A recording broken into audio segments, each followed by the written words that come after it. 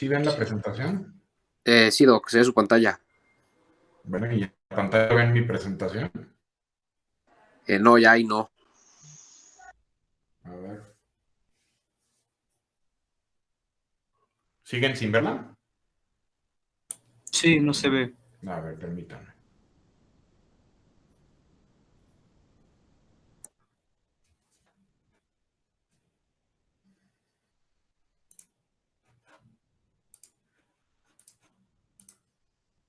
Bueno, entonces ahí están viendo mi pantalla, ¿correcto? Sí, doctor. Ahí ya ven la presentación. Ya, Doc. Perfecto, Ya se ve la presentación. perfecto. Entonces, todos ustedes leyeron el artículo que les di la semana pasada, que era una revisión acerca de artritis reumatoide, ¿correcto? Sí. Sí. Bueno, a estas alturas del partido ustedes saben que la artritis reumatoide se caracteriza por un síndrome articular predominantemente, aunque también puede tener manifestaciones sistémicas, pero típicamente se manifiesta como un síndrome articular. Es una enfermedad caracterizada por inflamación de las articulaciones, principalmente las articulaciones periféricas, con la posición de la articulación entre C1 y C2 en la columna cervical.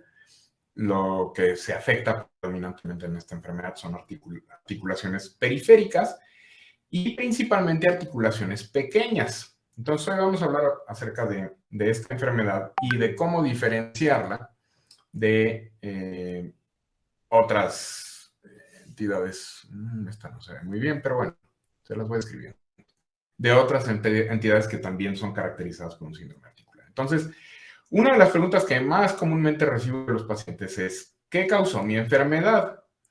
Y como de costumbre, siendo una enfermedad crónica, mi respuesta el origen de la enfermedad es multifactorial. Y lo es, o sea, hay diferentes factores de riesgo para el desarrollo de artritis reumatoide. El primero y quizá el más importante es el género. Las mujeres tienen más artritis reumatoide o con mayor frecuencia presentan artritis reumatoide que los hombres. La frecuencia es de 3 a 1. Hay algunos otros factores de riesgo, como lo es ciertos genes de susceptibilidad, particularmente genes asociados al haplotipo HLA-DR4, modificaciones epigenéticas que pueden ocurrir particularmente en esos haplotipos, pero también factores medioambientales como lo son el tabaquismo, la microbiota, una dieta occidentalizada, algunos factores étnicos. Entonces, pues sí, es verdad, la causa es multifactorial, pero ya hemos podido identificar algunos factores que hacen más probable que un paciente presente artritis reumatoide. Como les digo, empezamos por el hecho de que las mujeres son más comúnmente afectadas que los hombres. En términos estadísticos, es una enfermedad de relativa alta prevalencia. En México, por ejemplo, el promedio de frecuencia de la enfermedad en la población general es de 1.6%. Eso quiere decir que 1.6% de la población de México tiene artritis reumatoide. Pero se ha visto que hay un gradiente de prevalencia. En los estados del norte es menos prevalente, anda alrededor del 0.8 al 1%, mientras que en los estados del sureste, particularmente la península de Yucatán, la prevalencia es del 2.8%, es decir, 2.8% de los pacientes provenientes de la península de Yucatán tienen artritis reumatoide. Pero la media nacional es del 1.6%. Entonces, 1.6% de los mexicanos tienen artritis reumatoide. Esto más o menos es lo que se ve en otros países. Más o menos andamos sobre el 1.5% de la población global teniendo artritis reumatoide. Entonces, sí, yo sé que 1.6% puede no parecer un número muy grande, pero lo es, en términos estadísticos lo es. Por supuesto, cuando tenemos enfermedades crónicas en México cuya prevalencia es del 12%, la diabetes mellitus, pues esto parece un juego de niños, pero sí es una enfermedad de alta prevalencia en comparación con otras enfermedades reumáticas. Típicamente los pacientes tienen etapas de susceptibilidad, como ya decíamos, los factores de riesgo que hacen que una persona sea susceptible, pero en algún momento de la vida de estos pacientes, estos factores de susceptibilidad se añaden a un factor desencadenante que no hemos podido identificar bien. Los dos factores desencadenantes mejor caracterizados son el tabaquismo y algunas infecciones, particularmente infecciones periodontales, y en específico se ha aislado una bacteria que se llama Porphyromonas gingivalis, que se asocia al desarrollo de anticuerpos antipéptido citrulinado cíclico. Entonces, la presencia de esta infección por Porphyromonas gingivalis, que habitualmente ocurre en las encías y produce enfermedad periodontal, o el tabaquismo en los pacientes, aumenta la expresión de una enzima que se llama peptidilarginideiminasa. Y lo que hace esta enzima, que se abrevia PADI, lo que hace esta peptidilarginideiminasa es que los residuos de arginina sobre algunas proteínas, particularmente las fibras de colágeno, las transforma en citrulina y favorece que ciertas proteínas o ciertos péptidos de estas proteínas formen estructuras cíclicas, es decir, circulares, y estas son más fácilmente reconocidas por unos anticuerpos que la gente que tiene la susceptibilidad para la artritis reumatoide tiene, que son anticuerpos antipéptidos citrulinados cíclico. El nombre no es muy creativo, pues. Pero si un individuo tiene la susceptibilidad genética, es más probable que tenga anticuerpos antipéptidos citrulinados cíclico. Si el individuo tiene anticuerpos antipéptidos citrulinados cíclico, pero lleva una vida sana, no fuma, se cepilla los dientes, es hombre, ¿sí? No tiene genes de susceptibilidad, lo más probable es que no pase nada y no desarrolle enfermedad. Pero supongamos que esta persona que tiene susceptibilidad genética y que tiene anticuerpos antipéptidos citrulinados cíclico circulante, fuma o no se lava bien los dientes o además es mujer, empieza a unir a sus anticuerpos antipéptidos citrulinados cíclico con las proteínas citrulinadas que se generaron a partir de el proceso bioquímico favorecido por esta enzima, PADI, y esta enzima pues habitualmente se expresa más en gente que fuma, en gente que no se cepilla los dientes, etcétera, etcétera. Entonces se forma un complejo inmune y el complejo inmune favorece la inflamación. Entonces pasan de una etapa de susceptibilidad a una etapa preclínica en donde está sucediendo todo esto que les estoy diciendo, a una etapa de artritis reumatoide temprana en donde ya empieza a haber inflamación articular. Y con la progresión del daño, finalmente, se establece la enfermedad y ya podemos diagnosticar al paciente como un paciente con artritis reumatoide. Entonces, la idea de subdividir a la artritis reumatoide en estas diferentes etapas, la etapa de susceptibilidad, la etapa preclínica, la etapa de artritis reumatoide temprana y la de artritis reumatoide establecida, nos permite tomar algunas medidas para prevenir la enfermedad. Si al paciente que sabemos que es susceptible le decimos que no fume y que se lave bien los dientes todos los días, pues reducimos sus posibilidades de desarrollar la enfermedad.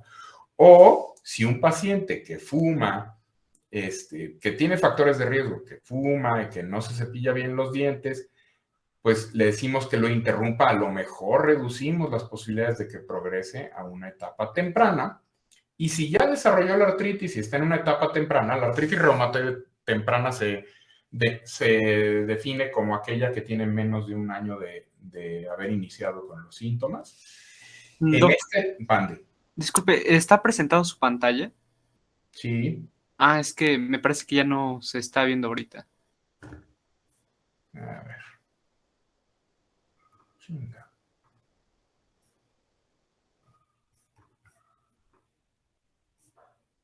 ¿Ahí la ven? Sí. Bueno, entonces, ¿qué está viendo? Si un paciente tiene artritis reumatoide temprana, ya inició con la sintomatología, tiene menos de un año de evolución, en esta etapa de la enfermedad, darle tratamiento cambia el comportamiento de la enfermedad a futuro. las posibilidades de que el paciente no desarrolle una enfermedad deformante, discapacitante, son mucho menores si el tratamiento lo iniciamos en el primer año de haber empezado con los síntomas. Si el tratamiento lo empezamos después del primer año, la enfermedad ya está establecida, empieza a haber daño irreversible y las posibilidades de que este paciente acabe discapacitado son mayores. Entonces, el tratamiento oportuno de la enfermedad en el primer año, desde el inicio del desarrollo de los síntomas, es crucial para cambiar el pronóstico de la enfermedad. Entonces, siempre es bueno que estos pacientes sean enviados a reumatología dentro del primer año de haber iniciado sus síntomas. En todas las enfermedades reumáticas, vamos a ver que hay un órgano blanco o un tejido blanco. En el caso de la artritis reumatoide, el tejido blanco es la sinovial, que ustedes saben que es un epitelio de aproximadamente 2 células de ancho que recubre la parte interna de la cápsula articular de las articulaciones diartrodiales y que se extiende hasta el margen en donde empieza el cartílago. Hasta ahí llega la sinovial. Entonces, la sinovial en circunstancias normales lo que hace es produce algo de líquido que facilita la lubricación articular. Este líquido tiende a ser un ultrafiltrado de la circulación, el líquido sinovial. Sin embargo, y como es un tejido muy delgadito, bueno, pues no estorba. Una cantidad relativamente constante del líquido sinovial. Pero en condiciones de inflamación, este epitelio sinovial prolifera, se engrosa, puede llegar hasta 50 células de ancho o más, crece de manera irregular y se vasculariza, cosa que no ocurre antes.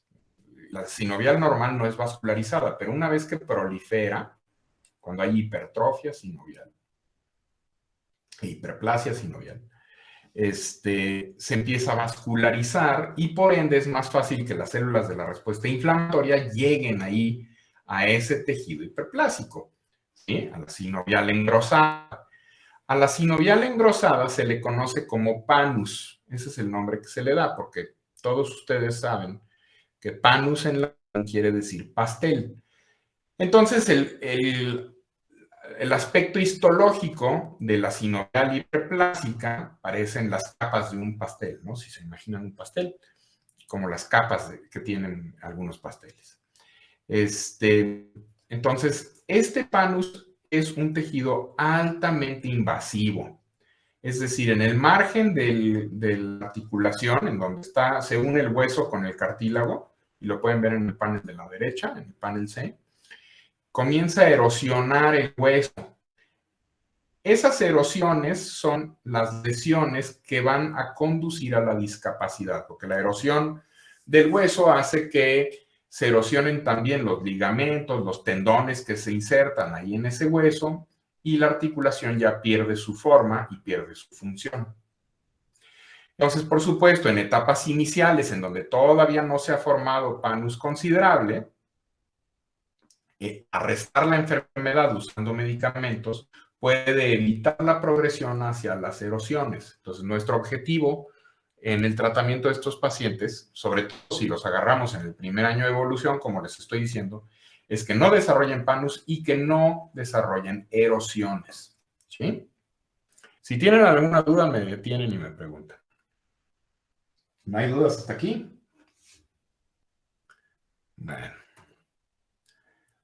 Entonces, miren, aquí tenemos pacientes con artritis reumatoide en diferentes etapas de su enfermedad. En el panel A, este es el aspecto típico de un paciente con artritis reumatoide temprana, en el primer año de evolución.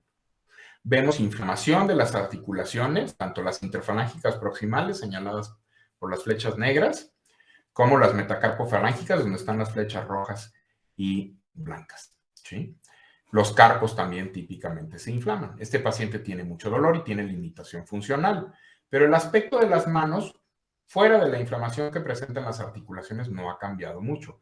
Esta es una muy buena etapa para iniciarle tratamiento a estos pacientes. El paciente que está en el panel B ya tiene, si se fijan, luxación de las metacarpofalángicas. Entonces se observa esa deformidad a nivel de metacarpofalángicas en las dos manos, pero predominantemente en la derecha. Y ya tiene, por ejemplo, en el quinto dedo de la mano derecha tienen una deformidad en el cuello de cisne. ¿Sí? En los dos dedos 5 de cada, o sea, el dedo 5 de cada mano. Y si se fijan, en la base del dedo 1 de la mano derecha, pues también ya presentan deformidad, ¿ok? La artritis reumatoide típicamente afecta manos y pies, y a veces los pies se ven los cambios en los pies más solamente que en las manos, pero también en los pies encontrar problemas articulares es más común, porque son articulaciones que cargan peso. Este paciente, si se fijan, ya tiene luxados los tobillos, ven cómo está desplazado el pie en relación a la tibia y el peroné, y tiene desviación de los dedos, entonces tiene luxación también de las metatarsofalancicas. Fíjense en el panel D. Esta es la radiografía de un paciente que va empezando con la enfermedad, está en el primer año de evolución, puede ser el paciente del panel A. No se observan lesiones evidentes. Si ustedes se fijan, vemos hueso normal, corticales íntegras. Pero el paciente que está en el panel E ya es un paciente que probablemente es el paciente que está en la fotografía B. Ya ven donde están las flechas les están señalando erosiones en el hueso. Ahí es donde, en estas erosiones, en esos huecos que se forman, el panus está proliferando, invadiendo y destruyendo el hueso subcondral. Entonces, este paciente ya tiene erosiones y este daño es irreversible. Las erosiones se pueden empezar a detectar desde los 4 meses de evolución si se usa, por ejemplo, resonancia magnética. Pero radiográficamente es difícil ver erosiones antes de los 2 años de evolución y ya para cuando las vemos ya es demasiado tarde. Entonces no se recomiendan los rayos X como el estudio de imagen ideal en pacientes con artritis reumatoide.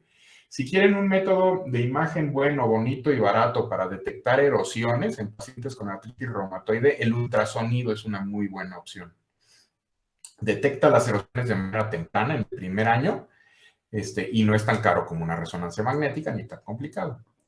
En el panel F, pues ya vemos la destrucción completa de las articulaciones, las flechas amarillas les indican donde se ha perdido por completo la arquitectura articular y ya un dedo ya está, las falanges ya están pegando entre sí, algunas se están anquilosando. En el panel G es una resonancia magnética de la columna cervical, entonces fíjense donde está la flecha roja, esa es la articulación atlantoaxial, y fíjense cómo el diente de C2 está separado del resto de la vértebra, entonces ahí se fue erosionando, porque esa es la única parte que tiene cartílago hialino en la columna vertebral. Pero esa es la única parte que tiene cartílago hialino, entonces se fue erosionando el diente y se rompió, y entonces al romperse se luxa la articulación atlantoaxial, C1, C2, y protruye sobre la médula espinal, entonces este paciente va a tener manifestaciones neurológicas. Esto puede llegar a seccionar por completo la médula y el paciente queda cuadripléjico, o decapitarlo, se muere. Y en el panel H tenemos unas lesiones nodulares que se ven en algunas articulaciones. Estas lesiones son menos frecuentes, se ven como en una tercera parte de los pacientes que tienen artritis reumatoide, y se llaman nódulos reumatoides. ¿Sí? Aquí están en los dedos, pero típicamente se ven sobre los codos, sobre la superficie extensora de los codos. ¿Dudas? Sí, Doc, tengo 2 dudas. Go. En el caso de, bueno, mencionaba que los pies es una de las partes donde empieza inicialmente a observarse los cambios. Pero, ¿por qué al momento de hacer la exploración, como en aquella ocasión que estábamos rotando, no se cuenta o no se valora si hay dolor o están inflamadas junto con las otras 28 articulaciones? Cuando se hace el conteo articular, esa es una buena pregunta. Sí hay conteos articulares que lo contemplan. O sea, hay un DAS 44. Ese conteo habitualmente se reserva para los ensayos clínicos, en donde sí se hacen los conteos y se calcula la actividad en base a las 44 articulaciones. Pero DAS 28 se considera más útil o práctico desde la perspectiva clínica Porque los pies frecuentemente tienen lesiones por artrosis que se pueden confundir a la hora de los conteos. Entonces, por eso no contamos pies, porque pueden tener otras lesiones que no tienen nada que ver con artritis reumatoide y nos podemos ir con la finta de que tiene mucha inflamación. Pero en los ensayos clínicos que evalúan medicamentos, habitualmente sí se hace el conteo completo. Ok, y en el caso de estos nódulos en reumatoides, ¿manifiestan también dolor o inflamación o cómo se...? Sí, se pueden inflamar. Son áreas, o sea, histológicamente son áreas de vasculitis, un tipo de vasculitis que se conoce como vasculitis reumatoidea. Son áreas de vasculitis y sí, cuando van saliendo pueden estar muy inflamadas y doler. Pero igual pueden encontrar pacientes que no les duelen, nomás les estorban. Ah, ok, gracias. Ok.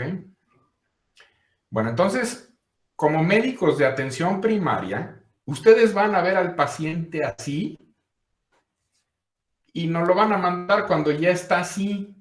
Y esto es algo muy, muy, muy, muy típico. Hace algunos años hicimos un estudio en donde tomábamos todas las notas de envío de medicina familiar en el Seguro Social a reumatología, todas las notas de un año que dijeran enviado por artritis reumatoide. Y nos pusimos a ver cuántos pacientes de los que mandaban que decía enviado por artritis reumatoide realmente tenía artritis reumatoide a criterio del reumatólogo, no del médico familiar. Y solamente revisamos más de 500 expedientes con notas de envío que decían artritis reumatoide y de esos más de 500, creo que son 513. El artículo está publicado, creo que lo publicamos en 2006 en Reumatología Clínica, 2008, no me acuerdo. De estos 500, solamente el 20% tenía realmente artritis reumatoide. El 80% restante tenía otra cosa. Y entre las cosas que medimos cuando hicimos ese estudio fue cuánto tiempo tardaron los médicos familiares en mandar por primera vez al paciente a reumatología. Ahora, me queda claro que la culpa no es enteramente de los médicos familiares. Los pacientes pudieron haber llegado muy tarde y todo, pero el promedio eran 5 años. Entonces, pues sí, o sea, a nosotros nos gustaría ver a los pacientes cuando están así, porque si aquí le damos tratamiento a este paciente, va a remitir, su enfermedad va a entrar en remisión y su pronóstico va a ser excelente, va a conservar, no se va a deformar, va a conservar la función, o sea, su pronóstico, incluso su esperanza de vida va a ser mejor. Y lo mandan cuando está así, pues este paciente ya hay muy poco que ofrecerle en términos de tratamiento. Se le puede dar tratamiento para paliar dolor, pero la función está perdida. Entonces hay que mandarlo a ortopedia, o en el caso de las manos, el cirujano que opera manos mejor que nadie es el cirujano plástico. Cuando tengan que operar una mano, no vayan con el ortopedista, vayan con los cirujanos plásticos. Entonces, pero si nos mandan a un paciente así, pues se tiene que ir a cirugía, no podemos hacer gran cosa con él. Y en cirugía, poco probable que a pesar de los esfuerzos del cirujano recupere la función. Hay que ferulizarlos, a veces los anquilosan a propósito, es muy complicada la cirugía. Entonces, no hay mucho que hacer, ¿no? El objetivo es que los manden tempranamente, en el primer año de evolución, lo antes posible. Pero a mí me ha tocado escuchar muchas veces a los médicos de atención primaria decirles que los pacientes, pues sí, tienen artritis reumatoide, pues ya no hay nada que hacer, así su enfermedad va a progresar y pues va a quedar discapacitado y no podemos darle nada. Y eso es un error, hay medicamentos nuevos y algunos viejos muy buenos. Pues fíjense, esta paciente fue una paciente que alguna vez vi yo y me la mandaron con diagnóstico de artritis reumatoide, pero esta enfermedad, si se fijan, esta paciente tiene dos problemas que ¿se acuerdan que, bueno, no sé si les he mencionado, pero la artritis reumatoide, fíjense cómo esta señora tiene inflamación de los carpos, tiene metacarpofalángicas, ya tiene un poquito de luxación de las metacarpofalángicas, dedos en cuello de cisne, ¿sí? Tiene inflamación aquí en la mano derecha de las metacarpofalángicas, bueno, la mano que ustedes tienen a su izquierda de las metacarpofalángicas, pero fíjense en las articulaciones interfalángicas distales. Tiene estas nodulaciones aquí. Entonces, las articulaciones interfalángicas distales no se afectan en artritis reumatoide. Artritis reumatoide, por algún motivo que no sabemos bien, respeta a las articulaciones interfalángicas distales. Entonces, cuando uno ve a una paciente como esta, dices, pues tiene la inflamación y la deformidad propia de la artritis reumatoide, pero ¿y entonces qué pasa en las distales? Aquí hay dos posibilidades, dos enfermedades reumáticas que pueden afectar a las interfalángicas distales. Una es la artritis psoriásica. La artritis psoriásica se acompaña de lesiones de psoriasis, ¿sí? Como todos ustedes saben, la psoriasis es una enfermedad autoinmunitaria que en el 20 o 30% de los casos puede acompañarse de artritis y que responde muy bien a inmunosupresores. Cuando lleven dermatología, sus maestros les van a decir que pues, la psoriasis se debe al estrés y a problemas emocionales y pues hay que darles unos menjurjes y ya, a menos de que tengan un... Los dermatólogos desafortunadamente tienen esa noción cuando la artritis psoriásica es una enfermedad autoinmunitaria tratable y hay tratamientos nuevos excelentes para esa enfermedad. La otra posibilidad, que es mucho más común que la artritis psoriásica, es la osteoartritis. El 70% de la población tiene osteoartritis. Todos, si vivimos el tiempo suficiente, todos vamos a desarrollar osteoartritis en algún momento. Y la osteoartritis afecta a las interfalángicas distales y estas nodulaciones se llaman nódulos de Heberden. Entonces, como esta señora ya está grande, tiene artritis reumatoide de larga evolución, por lo menos con esta luxación aquí yo les diría que por lo menos tiene 5 años, si no es que 10. Ha usado mucho esteroide, este moretón que tiene aquí es por el uso de esteroide y si se fijan la piel está atrófica. Pero además, pues con el paso de los años fue desarrollando osteoartritis, entonces tiene derecho a tener su osteoartrosis. Entonces esta paciente tiene tanto artritis reumatoide como osteoartritis. Esta es una paciente con artritis reumatoide, también de larga evolución, ya tiene luxación de los dedos, miren los dedos en cuello de cisne, la luxación parafalángica, el pulgar. Estas son las deformidades en cuello de cisne, vistas lateralmente. ¿Sí? La otra deformidad que se ve comúnmente es la deformidad en botonero, que es esta, la del quinto dedo. El cuarto dedo tiene deformidad en cuello de cisne y la del quinto dedo tiene deformidad de boutonnière o de botonero, que es el movimiento que hacen los sastres a la hora de que están cosiendo los botones. Fíjense aquí, esta paciente también, artritis reumatoide, pueden ver luxación de las metacarpofalángicas. Probablemente ha usado esteroide porque vean el aspecto atrófico de la piel. Y estas son madre e hija, estas también son pacientes mías. Entonces son madre e hija. Aquí a la izquierda está la mamá y a la derecha está la hija. Y cuando llegaron, la primera vez me dijeron, doctor, venimos con usted porque las dos tenemos la misma enfermedad. Entonces, ¿me van a decir ustedes sí o no?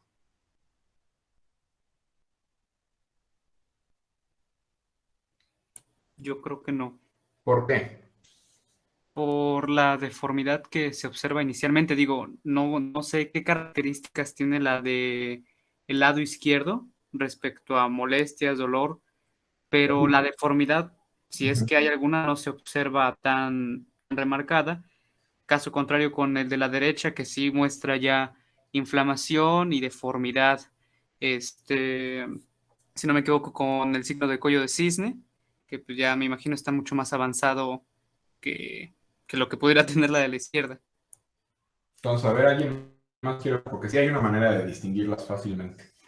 Las dos tienen cierto grado de deformidad. Por ejemplo, este pulgar, el primer dedo de mano izquierda de la paciente de la izquierda, tiene algo que se llama risartrosis. Entonces, si se fijan, el dedo está un poquitito deforme. Y la señora tiene también deformidad en algunos de los dedos.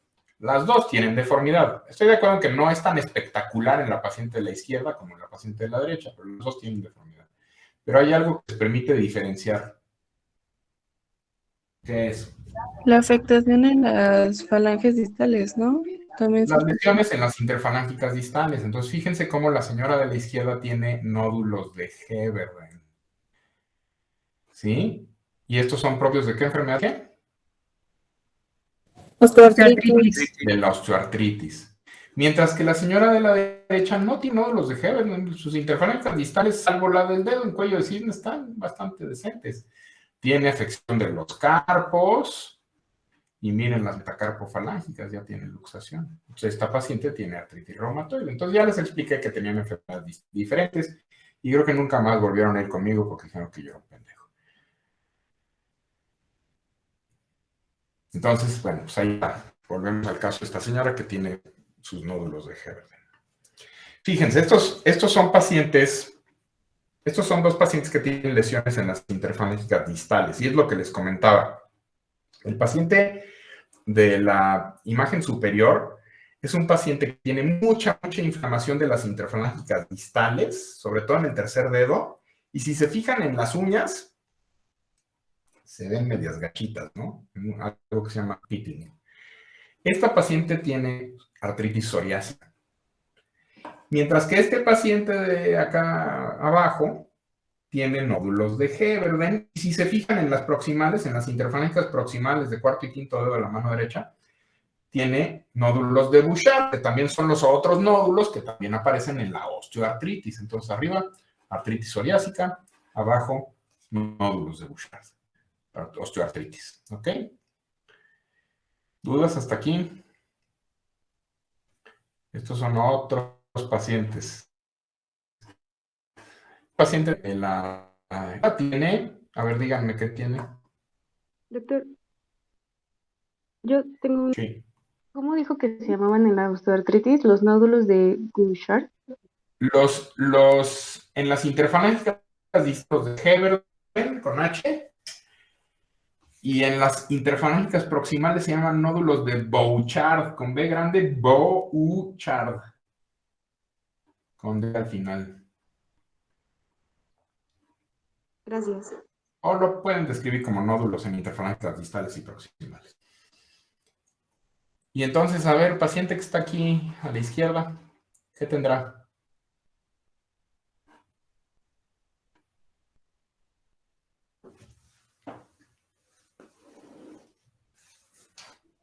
Osteoartritis. Artritis psoriásica, ¿no? Pues artritis psoriásica. Está papita porque Las tiene lesiones también, ¿no? Tiene mucha inflamación las interfalángicas distales. La artritis psoriásica da más inflamación de las interfalángicas distales que la osteoartritis. La osteoartritis puede dar las nodulaciones, pero no se inflama tan gacho. En cambio, la artritis psoriásica sí se inflama bien feo. Entonces, tiene inflamación de las interfalángicas distales. Miren las uñas, la onicolisis, que es muy común en psoriasis, y pues las lesiones en la piel propias de la psoriasis, ¿no? Aquí a la derecha tienen una imagen de unos dedos que se ven así como engrosados. Esto puede ocurrir en las espondiloartritis. La artritis psoriásica es un tipo de espondiloartritis, pero en algunas otras espondiloartritis, artritis psoriásica, espondiloartritis axial radiográfica o no radiográfica, en la artritis reactiva, en las artritis asociadas a las enfermedades intestinales inflamatorias, pueden tener este engrosamiento de todo el dedo y se llaman dedos en salchicha, ¿sí? O dactilitis también. Lo van a encontrar descrito como dactilitis o sausage fingers, dedos en salchicha.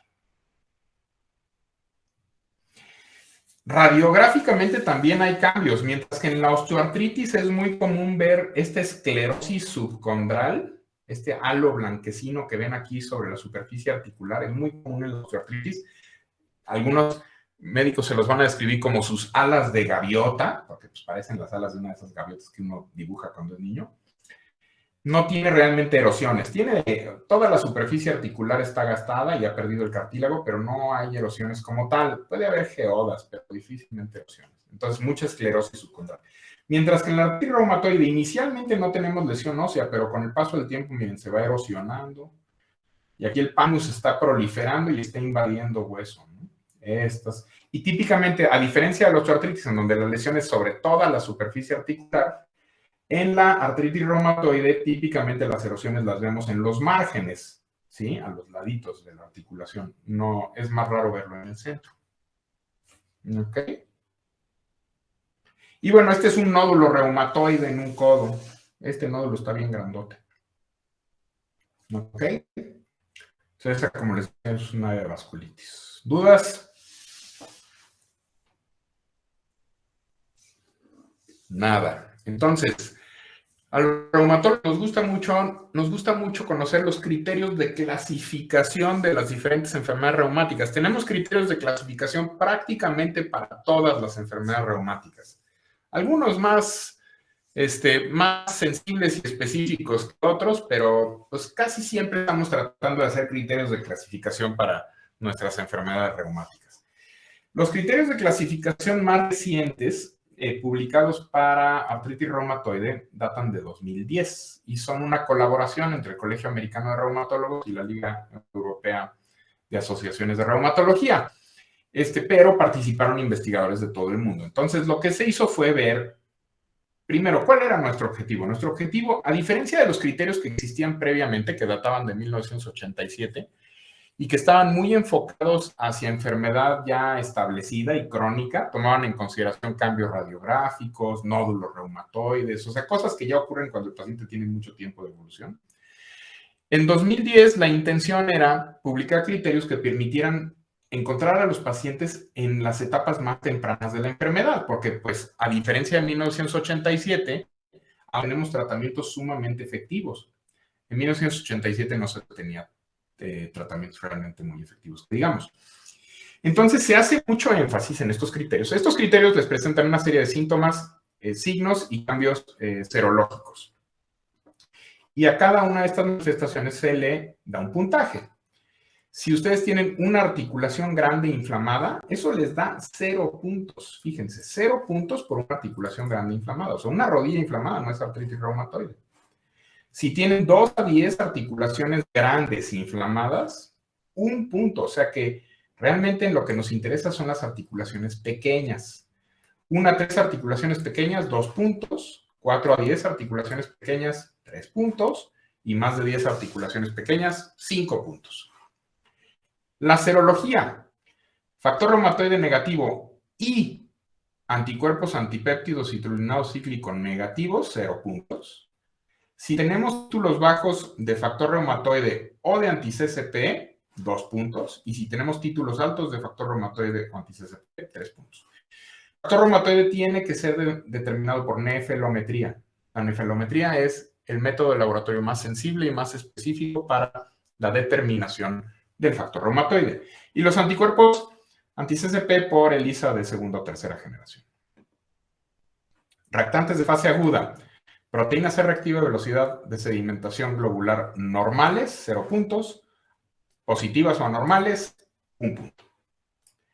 Duración de los síntomas. Menos de 6 semanas, 0 puntos. Más de 6 semanas, 1 punto. Entonces, ¿por qué hacemos este corte de las 6 semanas? Porque antes de las 6 semanas, algunos cuadros de artritis en articulaciones pequeñas que pueden simular artritis reumatoide pueden estar asociadas a enfermedades virales. Hay una enfermedad viral, una infección viral, que muy común en adultos produce un cuadro indistinguible de la artritis reumatoide, que es la infección por parvovirus 19. Chikungunya también les puede dar una artritis muy similar a la de la artritis reumatoide. Hay algunas diferencias.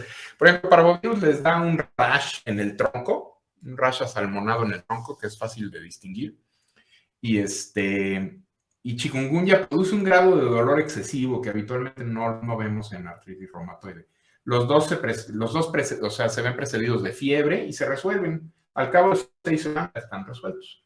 Entonces, ahí sí, ya si tenemos un paciente que duró más de 6 semanas con estas broncas, ya podemos empezar a sospechar artritis reumatoide.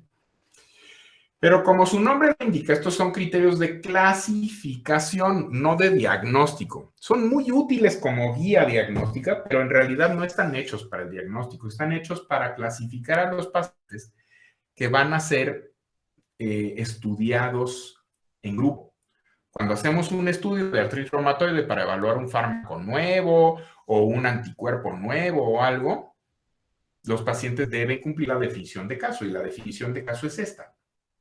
Si el paciente tiene 6 o más puntos, es clasificado como artritis reumatoide.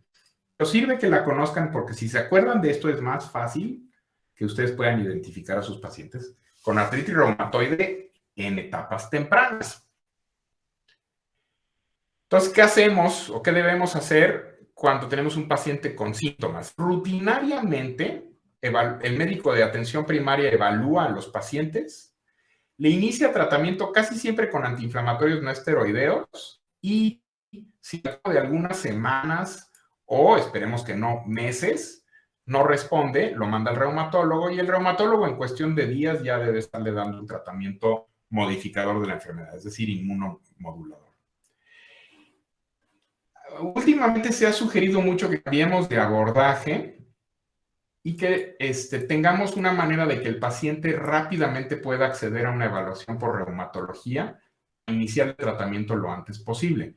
Porque como les comentaba anteriormente, la rapidez con la que hagamos el diagnóstico y que iniciemos el tratamiento va a representar la diferencia entre vivir con discapacidad o tener un muy buen pronóstico y entrar en remisión. Entonces, es muy importante que, sobre todo en sistemas de salud saturados como los nuestros, IMSS, Secretaría de Salud, en donde si el paciente va con su médico de atención primaria y el médico de atención primaria decide mandarlo al reumatólogo, pues pueden pasar varios meses, si no es que años, en que llegue. En cambio, con estos modelos, pues es un poquito más fácil acceder al paciente rápidamente e iniciar el tratamiento. En Europa han tratado de implementar estos modelos de muchas maneras, incluyendo autobuses que recorren la ciudad, preguntando que si hay una persona que se quiere revisar porque le duelen las articulaciones, cosas así. Aquí en México, pues como todo lo tenemos que improvisar, lo que yo he aprendido a hacer con el paso de los años es que los médicos de atención primaria que se van formando tengan mi WhatsApp y me dicen, oiga, tengo un paciente así y así, ¿cuándo lo puede ver o qué le pido? Pues se lo mando y así lo hacemos más rápido. Entonces, por WhatsApp hemos establecido ahí una red en donde los médicos de atención primaria que yo he ido conociendo poquito a poco me pueden contactar rápidamente y referir rápidamente a los pacientes. Yo habitualmente en el hospital, si alguien me dice, oye, tengo un paciente así y así, ¿cuándo lo puedes ver? Les digo mañana, o sea, lo puedo ver mañana. Y entonces ya pues abordarlo de manera un poquito más rápida, ¿no? Bueno, los que ya están conmigo ya saben que usamos algunos instrumentos para determinar qué tan activa está la artritis reumatoide en el paciente en el momento en el que lo estamos viendo. Los que más usamos son SDAI, CDAI y DAS28. Las fórmulas, pues aquí están. SDAI y CDAI es una suma y DAS28 es una fórmula relativamente compleja. Pero vamos a revisar DAS28 porque es la más empleada actualmente. Si contamos 28 articulaciones, que son los dos hombros, los dos codos, los dos carpos, todas las metacarpofalángicas, todas las interfásicas proximales y las dos rodillas, y tomamos el número de articulaciones inflamadas y el número de articulaciones dolorosas, más la proteína C reactiva, más la velocidad de sedimentación globular, y hacemos el cálculo, nos da un número del 1 al 10. Si el valor que nos dio es menos de 2.6, decimos que nuestro paciente está en remisión. Si va de 2.6 a 3.2, decimos que nuestro paciente tiene actividad leve de la enfermedad. Si va de 3.2 a 5.1, tiene actividad moderada de la enfermedad. Y si es más de 5.1, tiene actividad grave o alta o severa de la enfermedad. ¿Ok? SDAI es algo muy similar. Nos basamos en los puntajes. Hay una herramienta que es una aplicación celular que hace las fórmulas. Uno más mete los datos y le saca el valor. Y hasta le dice si es remisión, actividad baja, moderada o alta. ¿Ok? Entonces, esto lo hacen con cada uno de los pacientes que tienen artritis reumatoide que nosotros vemos. Ahora, ¿qué les damos de tratamiento?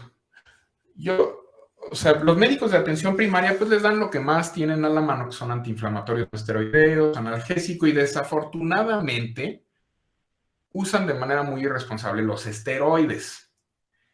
El problema de dar esteroide a un paciente que todavía no tiene diagnóstico es que enmascaran el cuadro. Entonces, pues, lo ven, dice, tiene artritis reumatoide, va a usar esteroide y váyase con el reumatólogo. Y cuando llega con el reumatólogo, sobre todo si los reumatólogos tenemos mucho trabajo, lo vemos y ya no tiene nada. Se le quitó con lo que le dio el médico, ¿no? Se le quitó con el esteroide, pero le preguntamos al paciente, oye, ¿y qué le dieron? Híjole, pues una pastillita chiquita y de color rojo y puta, pues quién sabe qué será. ¿No se acuerda el nombre? No, pues no, usted no tiene nada, vámonos a la chingada. Entonces ya, lo damos de alta, regresa con el médico de atención primaria y otra vez está mal porque ya se le pasó el efecto del esteroide. Y el médico de atención primaria no entiende por qué mandamos un paciente que evidentemente tiene artritis reumatoide de regreso, pues porque nos enmascararon el cuadro. Entonces, usar esteroides de manera inicial en pacientes no diagnosticados no es buena idea. Yo les diría, no lo hagan. Usen antiinflamatorios no esteroideos, no hay problema. Usen analgésicos, no hay problema, pero no usen esteroides. El otro problema que tenemos es que hay una gran cantidad de productos naturistas, como el Acorrey, el Artriquín, pura pendejada de esas, que están contaminados con esteroides. Bueno, los contaminan a propósito, para que el paciente se sienta mejor y siga comprando. Es muy común que estos suplementos naturistas los fabrique el narco y son excelentes lavadoras de dinero. Muchos de estos productos están boletinados por Cofepris, pero, o sea, los pacientes, o sea, el conocimiento acerca de estos suplementos corre de voz en voz entre los pacientes y hay médicos que los recetan. Entonces, abusados. O sea, yo de la especialidad dije, no, o sea, todos estos productos naturistas, es pura idiotez, no vale la pena. Estaba yo muy en contra de eso. Con el paso de los años, pues fui así como que moderando mi postura. Bueno, pues está bien, que use los productos naturistas, no hay problema. Mientras lo que yo le doy no hay tanta bronca. Pero en los últimos 5 o 6 años, a raíz de que Cofepris ha boletinado a tantos productos de este tipo, mi postura ha regresado a ser la de no usen suplementos de nada, naturistas, no naturistas.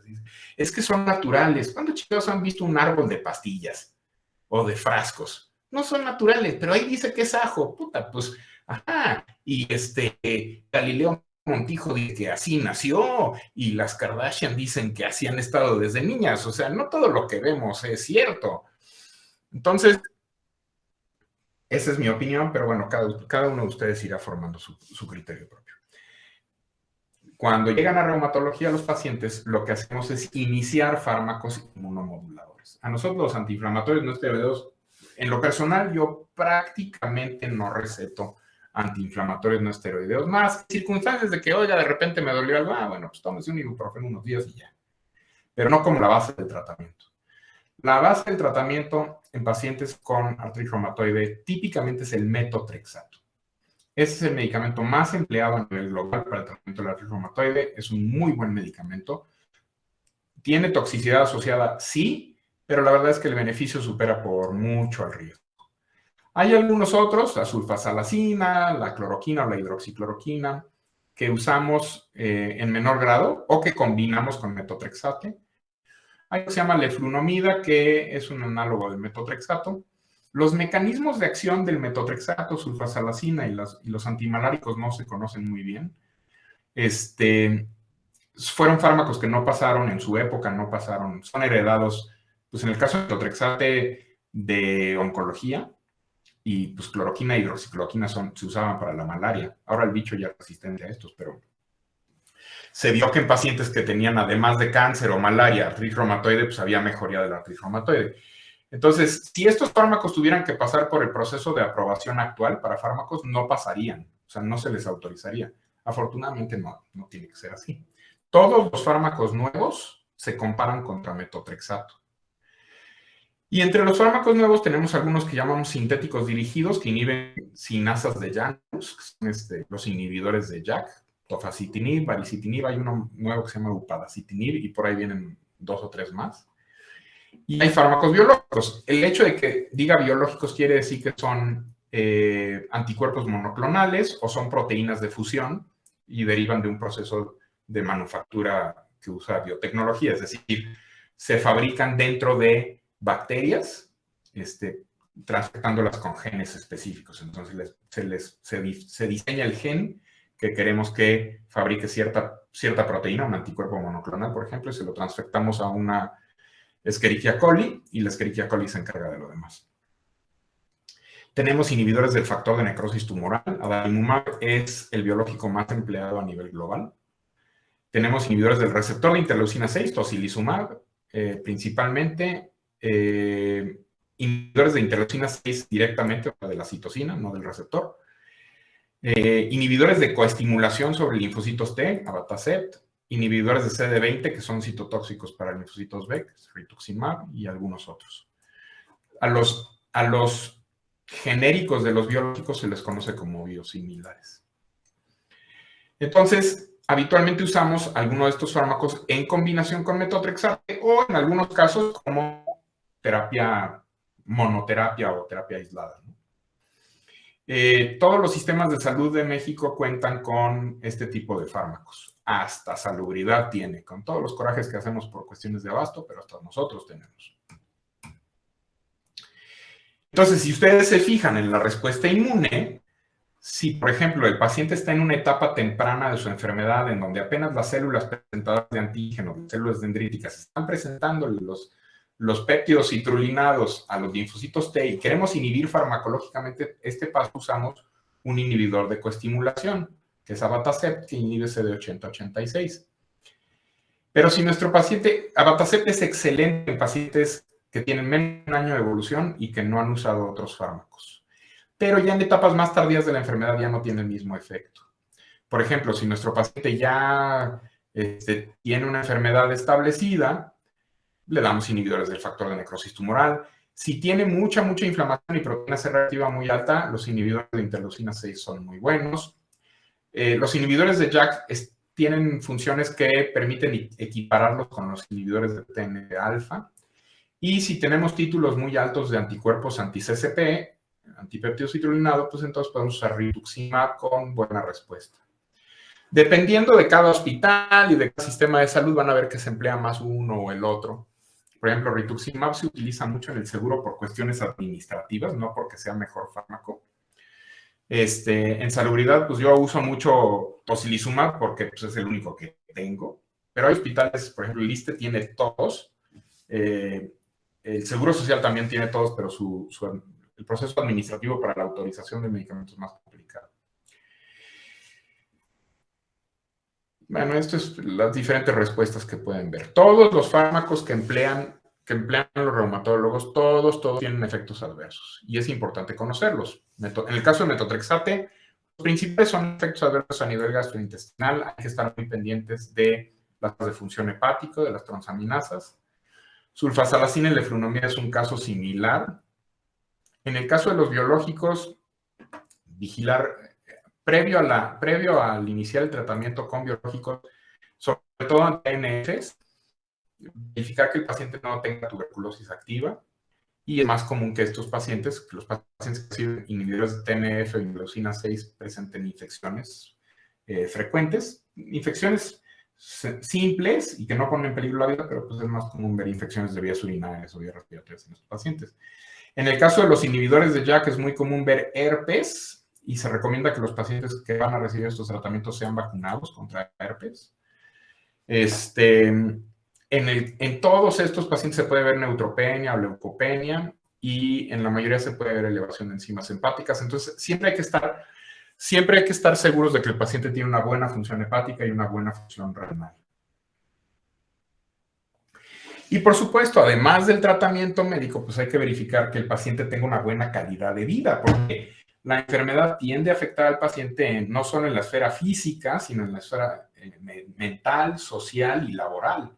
Los pacientes con artritis reumatoide es muy común que pierdan sus empleos, al no poder cuidar bien de sus familias, pues tengan problemas con los maridos o tengan problemas o no puedan cuidar de sus hijos o ese tipo de cosas. Si alguien pierde su empleo porque se siente mal o porque está enfermo, alguien más lo tiene que cuidar y esa persona probablemente también pierda el empleo. Entonces, todos esos son aspectos que hay que tener en consideración cuando estamos lidiando con alguien que tiene artritis reumatoide. Por eso darles tratamientos agresivos a estos pacientes de manera temprana en el primer año de evolución con fármacos complejos es lo ideal, porque a la larga, en términos de costo-efectividad, van a resultar mucho más costo-efectivos que nomás estarles dando antiinflamatorios, esteroides ahí cuando le duele, porque el paciente va a acabar discapacitado. La cantidad de dinero, porque los biológicos o los fármacos de última generación son caros, pero si los tienen en el Seguro Social y en el ISSSTE y en Salubridad, es porque a la larga ahorran más dinero del que se gasta. Puedo gastar yo 10 millones de pesos, por ejemplo, rituximab cuesta 80,000 pesos un frasco. El tratamiento mensual con adalimumab, que es un inhibidor de TNF y que es el más empleado a nivel global, el inhibidor de TNF más empleado a nivel global, es de 26,000 pesos. Los inhibidores de JAK cuestan como 20,000 pesos. Y uno puede decir, pues es carísimo, ¿cómo es posible que el hospital del seguro que tiene tantas carencias esté gastando en eso? Pues sí, pero lo que se ahorra el seguro en pago de incapacidades y en cirugías ortopédicas supera por mucho el costo de estos medicamentos. Entonces son decisiones de farmacoeconomía que resultan costo efectivas. Entonces, antes de que se lancen a hablar mal de algo, pues hay que conocer bien de qué están hablando. ¿Dudas?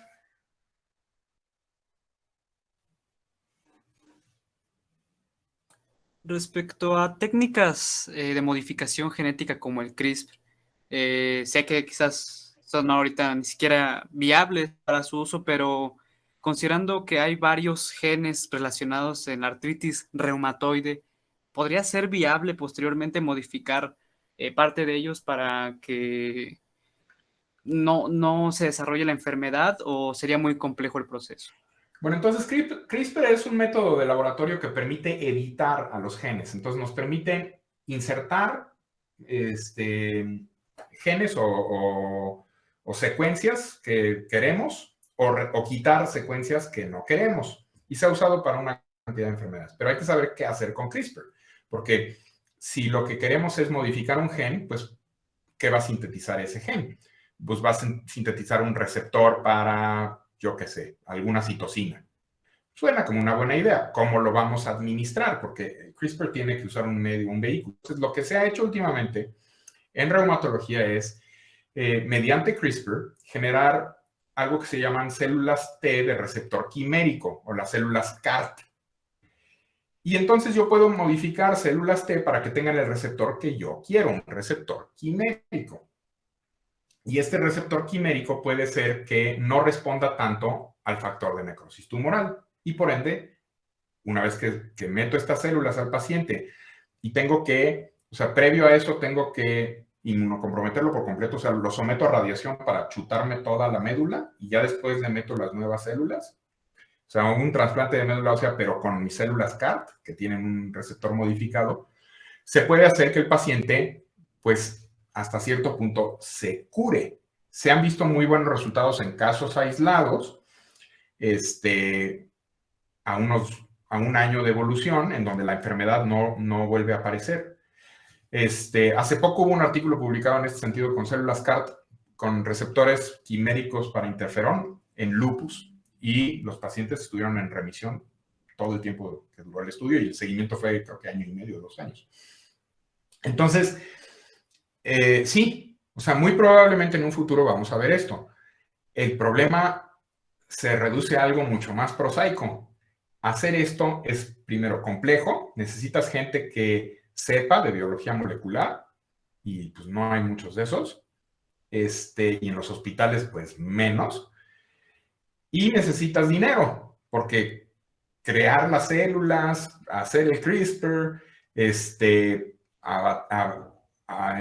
hacer la ablación de médula, cultivar las células, metérselas al paciente, tenerlo en una unidad de trasplante de médula ósea aislado durante un tiempo, inmunosupresores posteriores, todo eso cuesta dinero.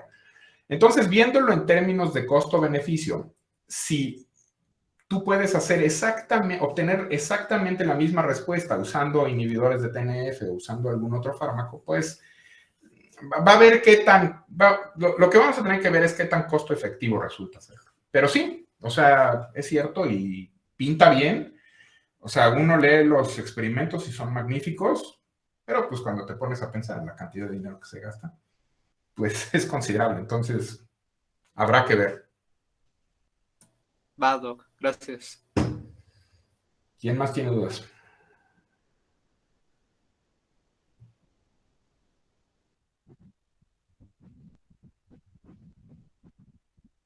Nadie más. Danaí, ¿quieres decir algo o no quieres decir algo? Entonces, yo, mi reina. Bueno, escríbelo, ándale, pues.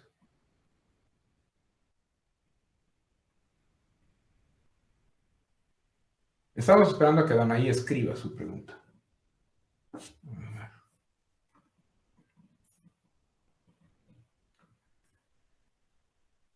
Ahora está pidiendo disculpas porque se va a meter a su celular. Yo hubiera terminado de escribir la pregunta.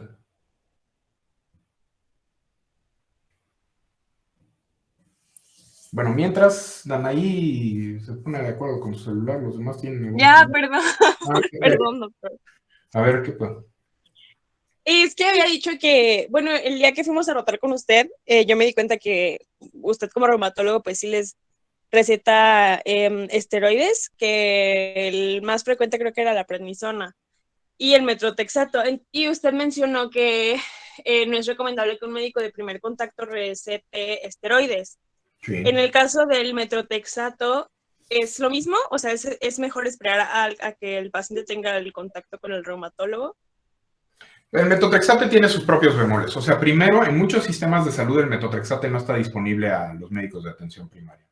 Ahora, que si están viendo por fuera o le dicen al paciente que lo compre y se lo inician, pero se lo inician bien, no hay problema. Pero aquí tienen que estar, el diagnóstico tiene que estar hecho. Y lo que me pasa mucho y lo que les comentaba del estudio este que publicamos hace algunos años, es que les falla el diagnóstico. O sea, yo no confío en la mayor parte de los médicos de atención primaria a que inicien metotrexate porque no es que a lo mejor lo están recetando bien, como debe de ser, y vigilando las dosis y haciendo los exámenes, pero lo que dudo es el diagnóstico.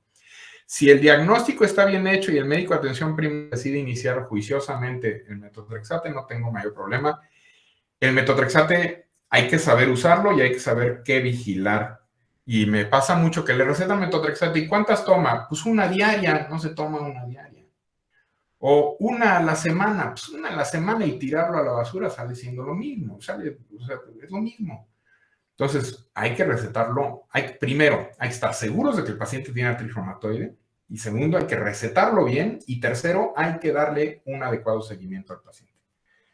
Entonces, ahí mi recomendación es mándenlo por lo menos una vez al reumatólogo que les confirme el diagnóstico, que le inicie tratamiento y ya después ustedes le pueden dar el seguimiento. En sistemas de salud muy saturados, los reumatólogos ven a los pacientes una vez al año. Si yo los veo más seguido en el hospital, ha sido porque con el paso de los años me he concentrado mucho en ver enfermedades más graves y las enfermedades menos graves, como las osteoartritis, las fibromialgias, todo eso, lo mando de regreso. Entonces, yo no me encargo de verlas, se las dejo a medicina de atención primaria. Y me puedo concentrar un poquito mejor en artritis reumatoide, lupus y enfermedades más complejas. Entonces, aquí hay que saber diagnosticar bien, saber farmacología y terapéutica y seguimiento de los pacientes. O sea, vigilar adecuadamente eventos adversos. O sea, farmacología no es suficiente con que sepan el mecanismo de acción de un medicamento y la dosis. Necesitan saber cuáles son los efectos adversos asociados a cada medicamento y las interacciones medicamentosas. ¿Alguna otra duda? Gracias, Doc. Sí. Bueno, la semana que entra vamos a revisar algunos casos clínicos. Entonces, no les voy a mandar artículo, pero vamos a revisar casos clínicos. ¿Ok? Entonces, nos vemos la próxima semana. Que estén ustedes bien. Gracias, Doc. Bye. Gracias. Hasta luego. Gracias, doctor. Gracias, Doc.